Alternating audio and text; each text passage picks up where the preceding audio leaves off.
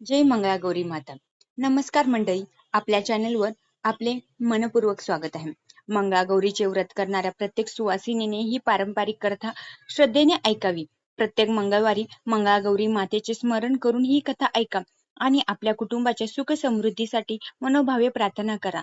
आज आपण ऐकणार आहोत मंगळागौरी मातेशी संबंधित एक सुंदर आणि पारंपरिक कथा, ज्यात एक भक्त स्त्री तिच्या अढळ श्रद्धेमुळे तिच्या पतीवर आलेले मोठे संकट कसे टाळते याची कथा सांगितली आहे. चला तर मग मंगळागौरी मातेला स्मरून या सुंदर कथेला सुरुवात करूया.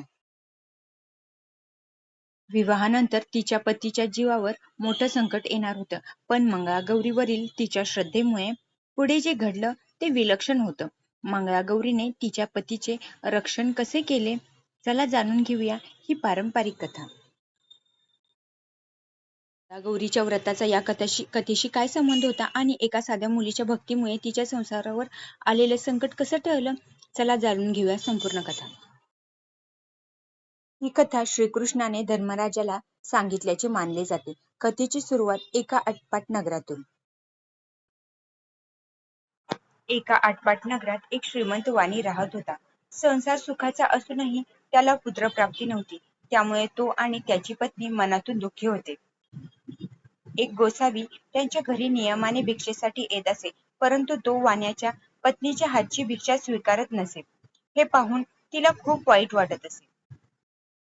एके दिवशी तिने त्याचे कारण विचारले.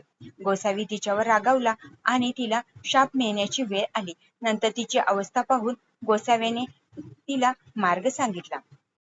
गोसाव्याने सांगितलेल्या मार्गाने वाण्याने जंगलात जाऊन देवीची आराधना केली.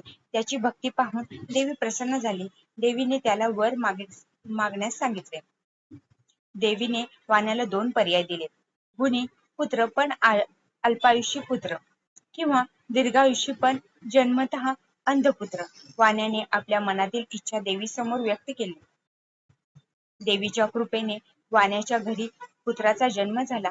मुलगा गुणी, सुंदर आणि बुद्धिमान होता.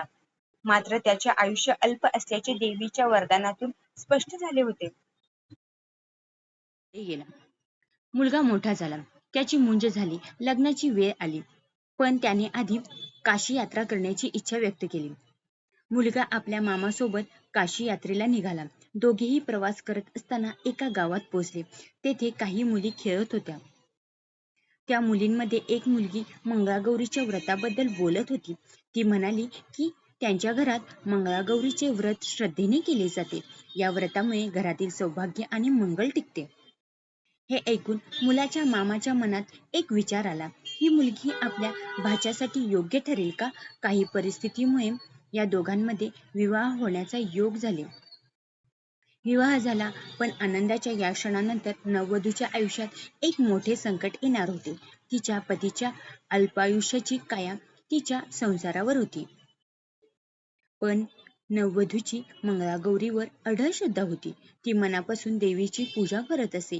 देवी आपल्या पतीचे रक्षण करेल, हा तिच्या मनातील दृढ विश्वास होता.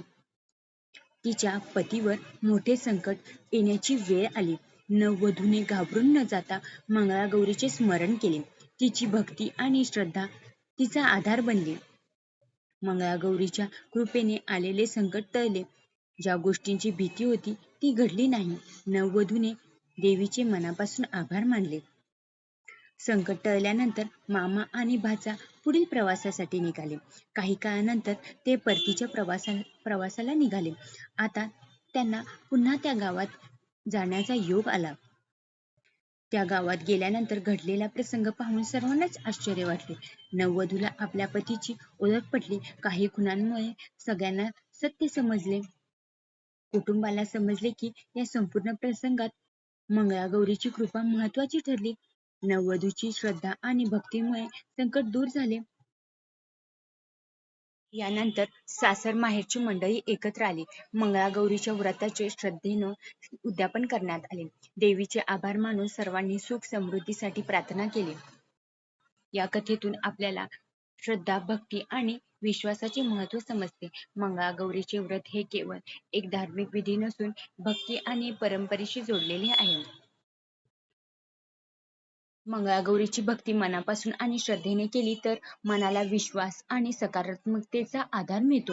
मंगळागौरी माता आपल्या सर्वांच्या कुटुंबात सुख शांती आणि मंगलमयता देवो. मंगळागौरी माता की जय. साठा उत्तराची कहाणी पाचा उत्तरी सुपर संपूर्ण.